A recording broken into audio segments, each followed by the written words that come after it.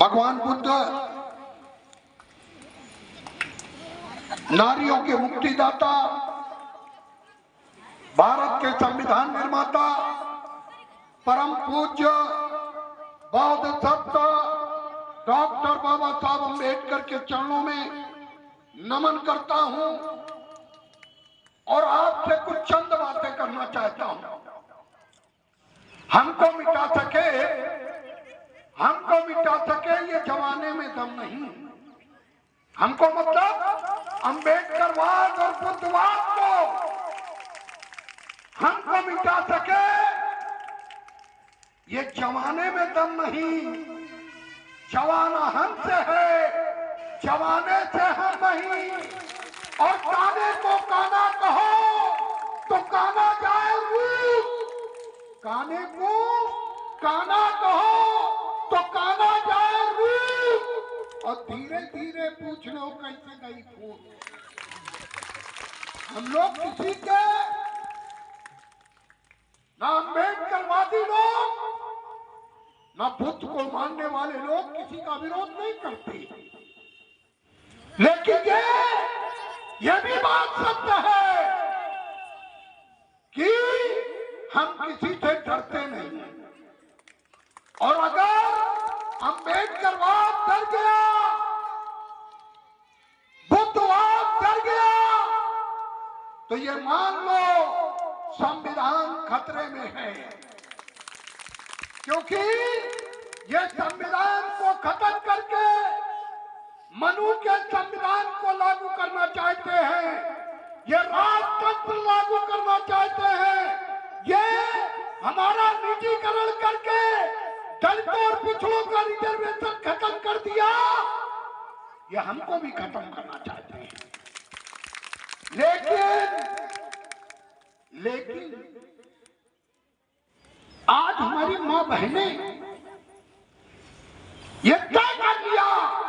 इसके पहले एक कथा और हुआ करती थी, अब हम लोग धीमे धीमे भूल रहे हैं कि वो कथा क्या थी,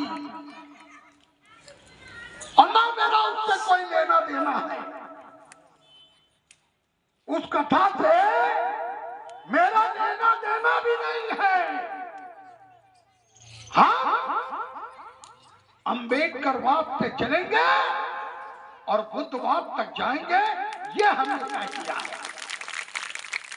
क्योंकि बाबा साहब ने कहा कि भारत को बौद्धमय बनाना है, तो कितने लोग भारत को बौद्धमय बनाना चाहते हैं? हाथ उठा कर बतावे। तो ये समझ लीजिए कि खत्म हो जाएगा वो। ना हिंदू राष्ट्र था, ना हिंदू राष्ट्र है, ना हिंदू राष्ट्र होने दिया जाएगा। हिंदू राष्ट्र होगा तो फिर एक बात होगी, चोरी कोई करे गरियाया चमार जाएगा। क्या तुमने चोर चमार समझ रखा है क्या? जब भी कोई किसी को कहेगा तो ये कहेगा कि मारते मारते तुझे भंगी बना देंगे। कोई ये नहीं कहेगा कि मारते मारते तुझे ब्राह्मण बना देंगे, ऐसा कोई नहीं कहेगा। इसलिए मैं आपसे विनती करना चाहता हूं कि हमें संविधान की रक्षा करनी है, और अगर संविधान की रक्षा के लिए अगर खून का एक एक कतरा संविधान को बचाने के लिए लगे तो हमें खून देने की जरूरत है। ऐसा मैं महसूस कर रहा हूं। आज क्या है, आप लोग सोच रहे हैं कहीं घाटमपुर में बुद्ध कथा पे हमला हो जा रहा है, और कहीं आपको परमिशन नहीं दे रहे हैं। बुद्ध कथा क्या आतंकवादी वाला काम है क्या?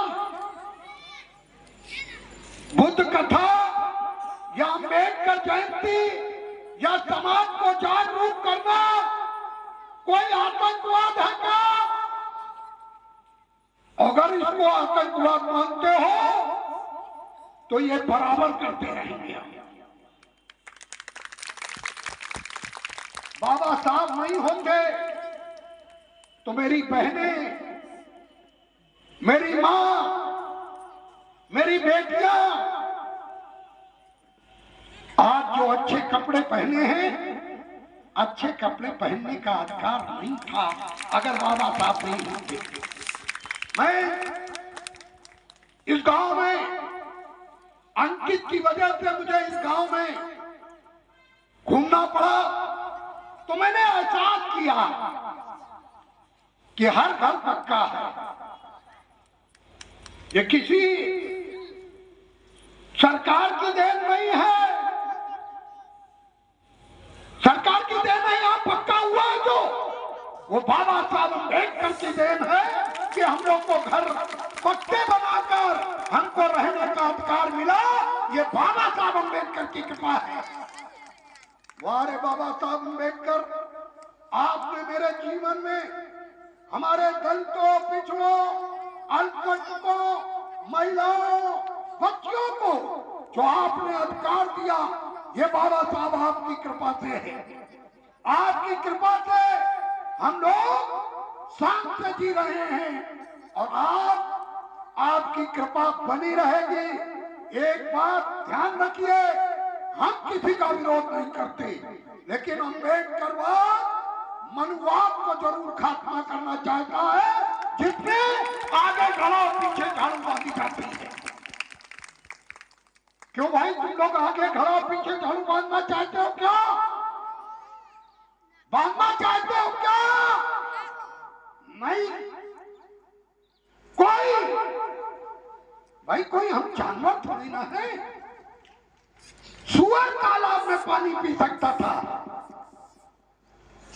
गंदा जानवर तालाब में पानी पी सकता था, लेकिन हमको तालाब में पानी पीने का अधिकार नहीं था।